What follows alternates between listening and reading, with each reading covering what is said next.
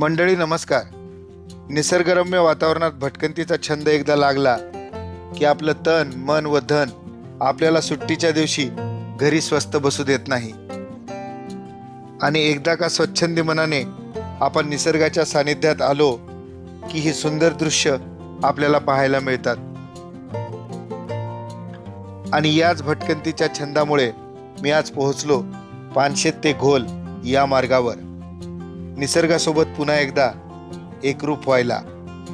निस्वार्थी निसर्गाकडून माझ्या मानसिक शांततेचा स्वार्थ साधायला आणि निसर्गाच्या दानशूरपणाची प्रचिती पुन्हा एकदा घ्यायला. तर चला या व्हिडिओच्या माध्यमातून पाहूया पानशेत ते घोल या मार्गावरचा निसर्गरम्य परिसर. पुणे शहरातून पानशेतच्या दिशेने जाताना डोंजे फाटा ओलांडल्यावर रस्त्यावरची वर्दळ तशी आपल्याला कमी जाणवते. खानापूर हे गाव ओलांडल्यानंतर येणारा पुढचा रस्ता खूपच निसर्गरम्य आहे. पानशेत गावाच्या अलीकडे कुरण फाट्यावर हे सुंदर दृश्य पाहायला मिळालं.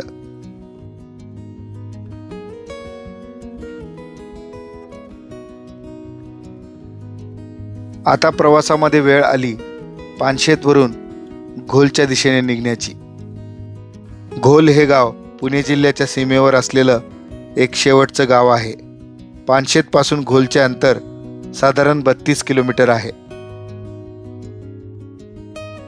पानशेतवरून घोलच्या दिशेने निघाल्यावर पानशेत धरणाचा पर्यटकांचा मुख्य केंद्रबिंदू असलेल्या या ठिकाणी मी पोहोचलो.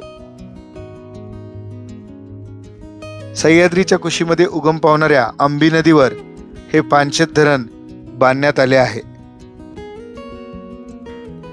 या धरणाचं विस्तारलेलं पात्र पाहण्यासाठीच मी आज पानशेत ते घोल या मार्गावर आलो होतो. हे ठिकाण पाहून झाल्यावर मी माझा प्रवास घोल गावाच्या दिशेने पुन्हा चालू केला आणि पुढच्या एका वळणावर हे सुंदर दृश्य मला पाहायला मिळालं.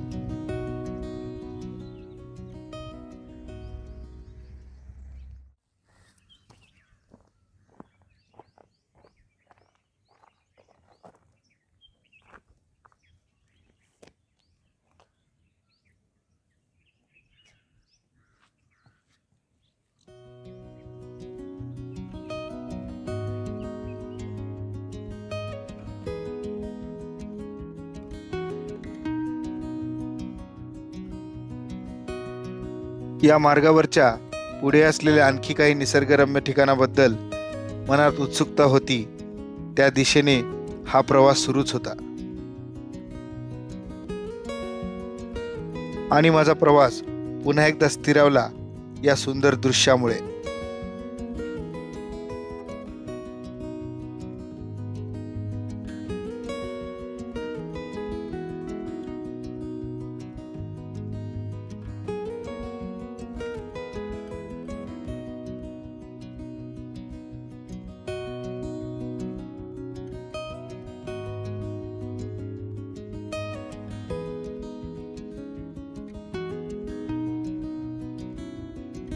कोकण प्रदेशात तयार होणारा लाल चिरा म्हणजेच जांभा दगड वाटेत काही ठिकाणी पाहायला मिळाला. या परिसरात बरीचशी बांधकामे या दगडानेच केलेली पाहायला मिळाली.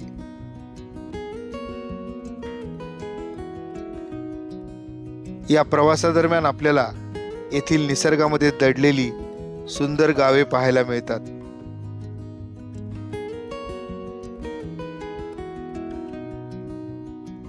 शहराच्या गर्दीपासून दूर असलेला हा निसर्गरम्य रस्ता तुम्हाला शांततेची अनुभूती देतो.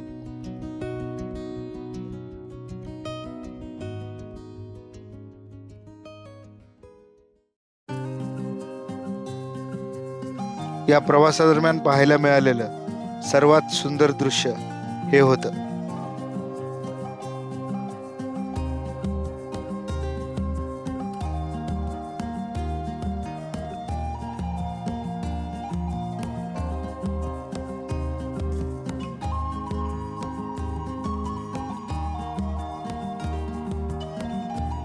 दूरवर पसरलेल्या पानशेत धरणाचं बॅकवॉटर वेगवेगळ्या जागेवरून पाहण्याची संधी या प्रवासादरम्यान आपल्याला मिळते.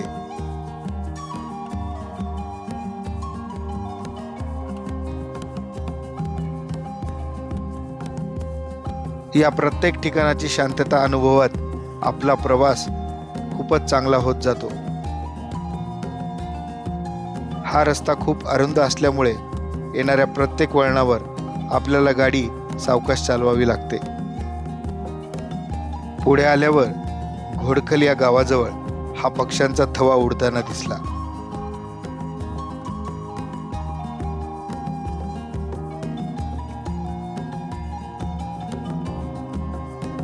वाटेत जाताना डाव्या बाजूला असलेल्या घोडखल या गावाच्या कमानीवर छत्रपती शिवाजी महाराज यांची ही मूर्ती पाहायला मिळाली.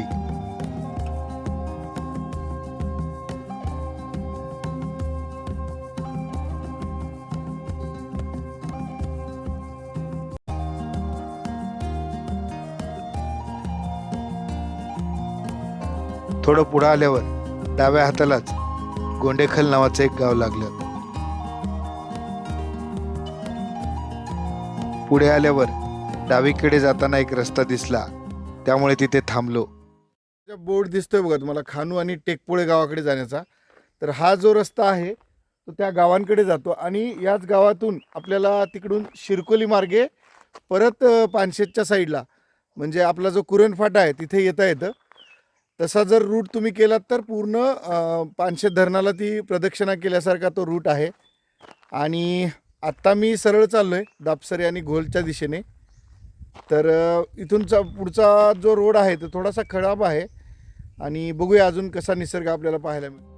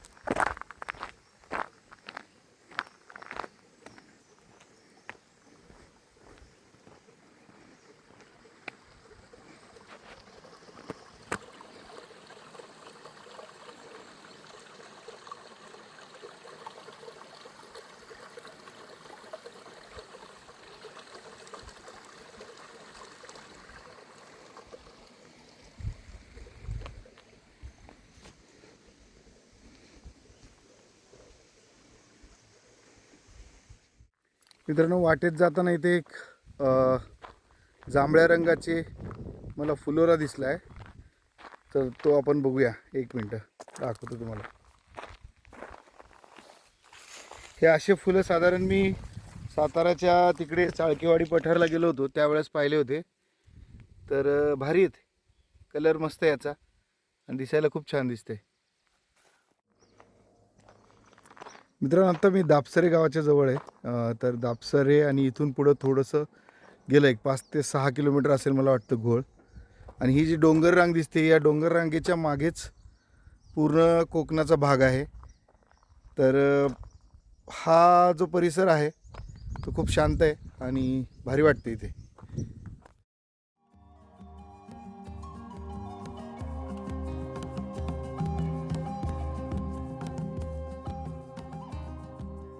दापसरे गावाच्या त्या पाठीपासून मी आता अजून थोडंसं पुढं आलो एक साधारण 1 किलोमीटर.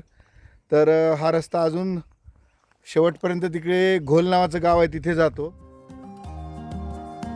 मंडळी, पुणे व रायगड जिल्ह्याच्या सीमेवर असलेला कोकण दिवा किल्ला घोल या गावापासून काही अंतरावर आहे. त्यामुळेच ट्रेकर मंडळीमध्ये घोल हे गाव परिचयाचे आहे. या ठिकाणाहूनच मी माझा पुणे शहराच्या दिशेने परतीचा प्रवास सुरू केला.